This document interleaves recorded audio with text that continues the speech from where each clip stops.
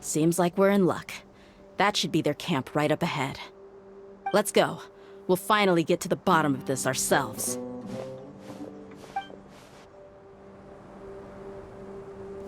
I'm here to see Kusela. Tell me... She's so strong! Enough fighting. We all know each other, and I don't want to take things too far. Just bring Kusela to me. There's no use hiding him anymore. Did you understand a single word I just said?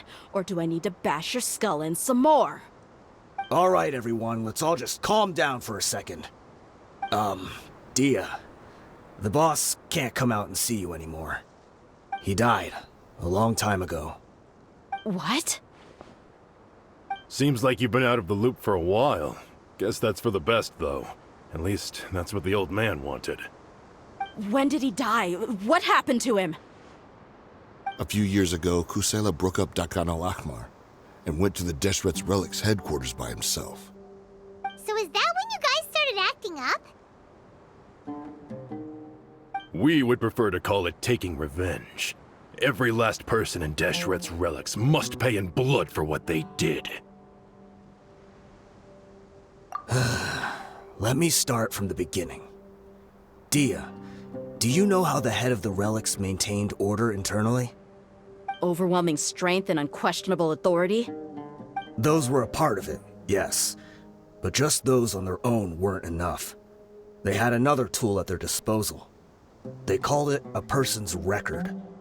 Regardless of whether they joined by their own will or were coerced, every person in Deshret's Relics were forced to leave a record of themselves at headquarters.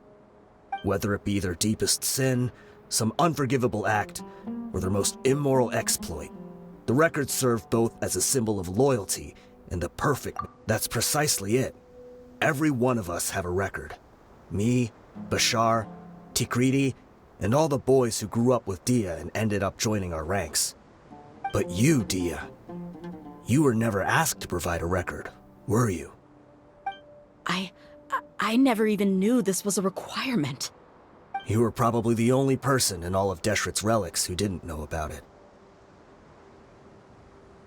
Ever since you were born, Boss had been trying to shield you from this organization's sinister rules. Not only that, but he also banned all of us from committing any nefarious acts. He said he'd take care of the dues we had to pay regularly to headquarters. But in the end, he was just an ordinary person. What could he do? He was forced to go to headquarters again and again to account for missed dues and incomplete records. He'd come up with all kinds of excuses and get beaten up as a result. We all knew he was doing that for you. He wanted to get you out of this world, no matter what it took. And that's why he became a shell of himself and couldn't walk without a cane. Wait, but that doesn't make any sense. I didn't know about any of this, and I'd never seen him get injured or beaten. Because you were too young at the time. How would you ever tell between wounds from a beating and wounds from battle? When you left home after that final argument with him, he seemed to age by a decade overnight.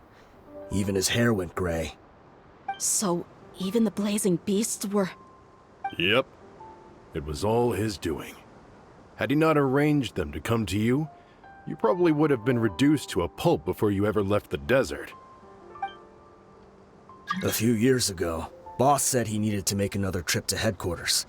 He was already pretty weak then, and we all assumed he was going to get beaten again. I suggested that he hand the role of leadership over to me, but he said there was no longer any need, since the Khan al-Ahmar would soon be no more. His words made no sense to me, but that night, we heard that a massive fire tore through headquarters and razed everyone's records to ash. Everyone gained their freedom that night. Many members fled, not just from our ranks, but from the other brigades as well. But how could we leave with a clear conscience? All of us who knew exactly what had happened. The boss can't have just died for nothing.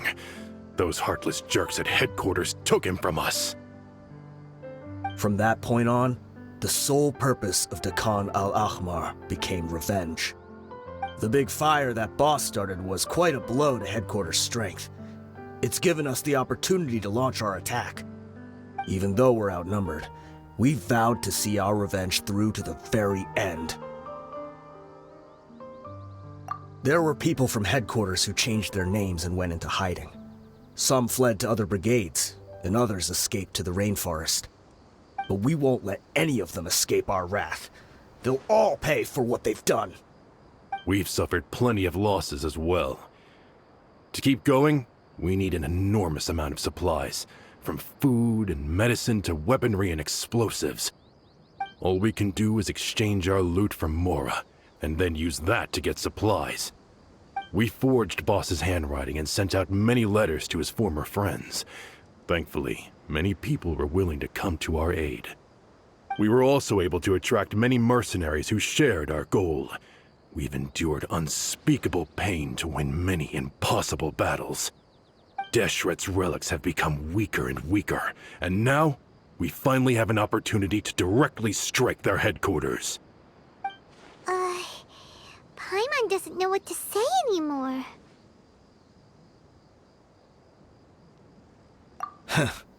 We do know right from wrong, but we were sinners from the very beginning. We do not deserve the freedom that the boss won for us with his life.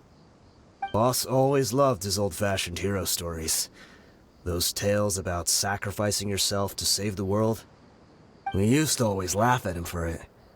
But in the end, he really went and lived those stories out himself. As for me, I never considered myself a hero. We're all the lowest of the low. We have no right to even imagine such an existence. But maybe those hero stories he liked foreshadowed everything that was to come.